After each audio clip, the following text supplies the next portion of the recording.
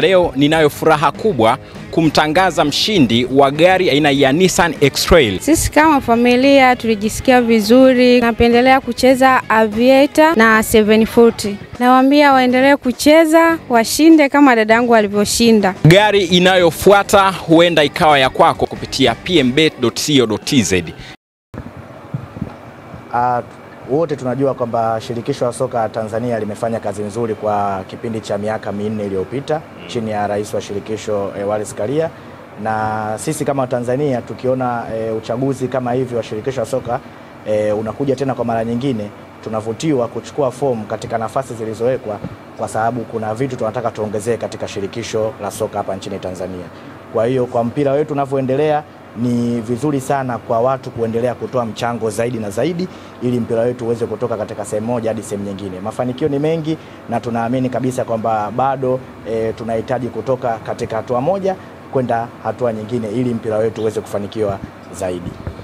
Bana, inawezekana watu wengi ambao wanakutazama hapa waambie wewe kweli ni mtu wa mpira, kwa sababu unajua umekuja kuchukua fomu sehemu ya shirikisho la soka Tanzania. Unajua kazi yake ni mpira, na kurudisha fomu kwenye shirikisho la soka ambalo tunafahamu kazi yake ni mpira.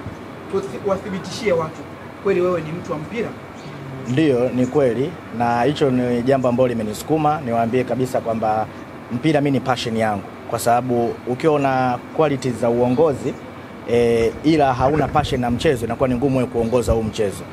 Na pia tukumbuke kwamba mchezo pia it's more about professional kuliko mambo ambayo zamani watu walikuwa wamezoea. Kwa hiyo cha kwanza kabisa mimi na passion na mpira wa miguu. Ni mchezo ambao nimekuwa nikiupenda katika maisha yangu yote. Cha pili, kwa miaka takriban 5 iliyopita nimekuwa kwenye industry ya michezo. Na industry ya michezo tumekuwa tukifanya mambo mengi sana yanayohusiana haswa kwenye mpira wa miguu.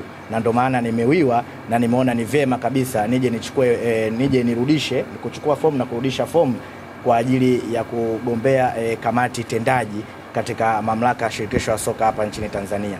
Kwa hiyo nimeshafanya matukio mengi ambayo ni ya kimichezo, na watu ambao nimeshakutana nao kwenye mpira nao wananijua, na vile vile nimeshiriki matukio mengi ambayo ni ya kimpira, na naamini kabisa kwamba uzoefu ambao nilionao mpaka sasa watu wanaweza kama mnavyoona mimi ni kijana mdogo, na kwa takwimu inawezekana mimi ndo kijana mdogo kabisa kuchukua fomu katika nafasi kama hii.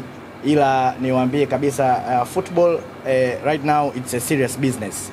Ni biashara ambayo iko very serious, na inahitaji watu professional, na inahitaji watu capable, inahitaji watu ambao ni qualified.